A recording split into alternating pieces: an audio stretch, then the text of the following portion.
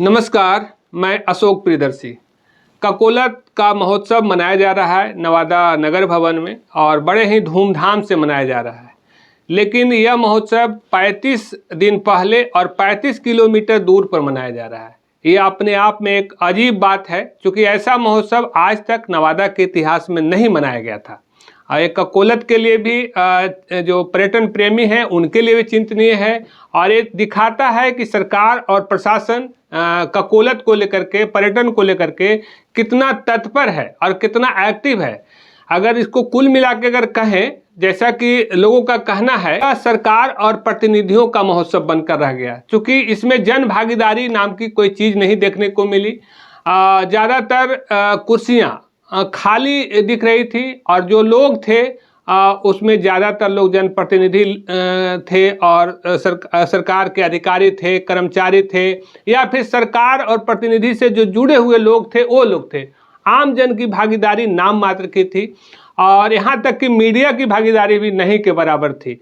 20 घंटा पहले सूचना मिलती है, जो इन्फॉर्मेशन ग्रुप है नवादा जिला प्रशासन का, तो मीडिया को भी 20 घंटा पहले मात्र मिलती है। 9:16 में इसकी सूचना मिलती है, व्हाट्सएप से मिलती है, जो ग्रुप है उसमें डाला गया, ऐसा नहीं कि कोई स्पेशल सूचना दी गई है।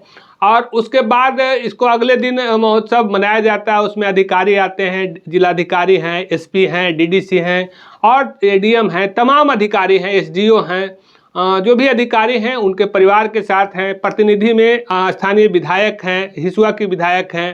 तो और उसके बाद सबसे चिंतनीय बात यह है कि ककोलत महोत्सव को लेकर के मसीहुद्दीन, जो ककोलत विकास परिषद चलाते हैं, उनको भी इग्नोर किया गया। जब लोगों ने बताया तब उनको मंच पर मौका मिला लोकार्पण के समय में। तो इस तरह की अराजकता, अव्यवस्था देखने को मिली। कुल मिला के कह सकते हैं कि जो सरकार और जो प्रशासन का जो सिस्टम है वो किस तरह से नवादा को हैंडल कर रहा है। माने ककोलत एक नवादा की पहचान है, पूरे बिहार की पहचान है, और इस पहचान को इस तरह से तमाशा बना के रख दिया गया। और माने महोत्सव का मतलब क्या है कि लोग इसके महत्व को जानें, इसको समझें, लोग आनंद उठाएं। और सबसे दिलचस्प कि जहाँ पे महोत्सव मनाया जाना था, एक ककोलत में आमतौर पे मनाया जाता है 14 तारीख को, 14 अप्रैल को प्रत्येक वर्ष विश्व के अवसर पे, लेकिन यह 35 किलोमीटर दूर मनाने की बंद कमरे में, जो कि नगर भवन है, बंद कमरे में मनाने की क्या नौबत आ गई? इतनी क्या जल्दीबाजी थी? अगर लोकसभा चुनाव की बात करें तो अगर मनाया ही जाना था तो लोकसभा चुनाव के बाद भी मनाया जा सकता था। अभी चूंकि सैलानियों को लेकर के भी आवाजाही प्रतिबंध है, तो ऐसा कुछ भी नहीं है और उसके बाद यह महोत्सव की खानापूर्ति कर दी गई। तो ये थोड़ा बड़ा ही निराशाजनक बात है। जो पर्यटन प्रेमी हैं, जो धरोहर प्रेमी हैं, उनके मन में काफ़ी तकलीफ हुआ है।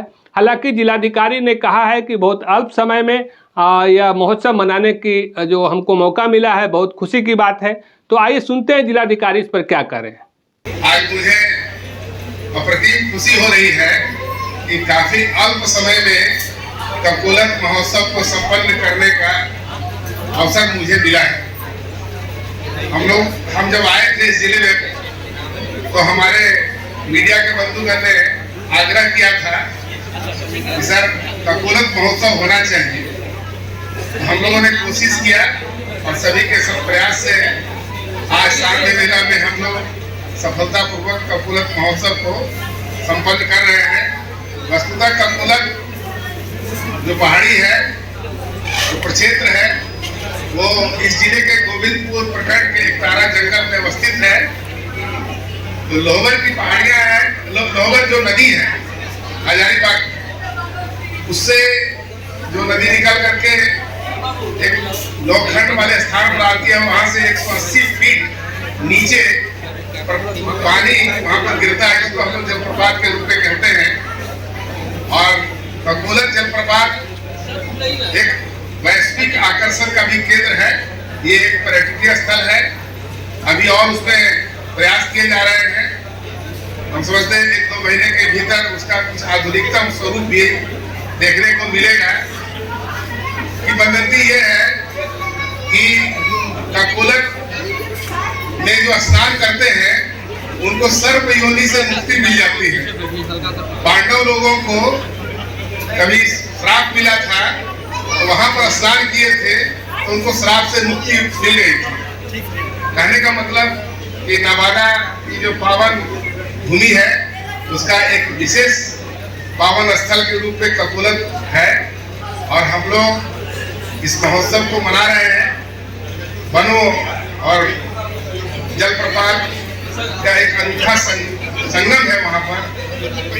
वो ये जो हमारा बिहार का दक्षिणी क्षेत्र में अवस्थित है ककोलत, इसको वस्तुतः हम लोग बिहार के कश्मीर के रूप में भी जानते हैं। वहाँ पर जाने के बाद आपको वहाँ का जलवायु कुछ दूसरे तरह का मिलेगा जो सामान्य स्थल पर हम लोग के अन्य क्षेत्र में है। तो ये हमारे प्राकृतिक धरोहर है और वो आध्यात्मिकता से भी जुड़ी है। वहाँ पर प्रत्येक साल 14 अप्रैल को एक पर्व भी मनाया जाता है, विश्वा या जो भी कहते हैं, जहाँ तक मुझको याद पड़ रहा है।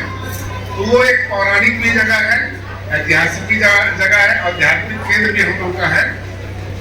तो हम लोग इस महोत्सव के माध्यम से उस जगह को और प्रस्फुटित करें और बढ़ाएंगे और बहुत अच्छा लग रहा है कि आप लोग सब लोग इकट्ठे हैं।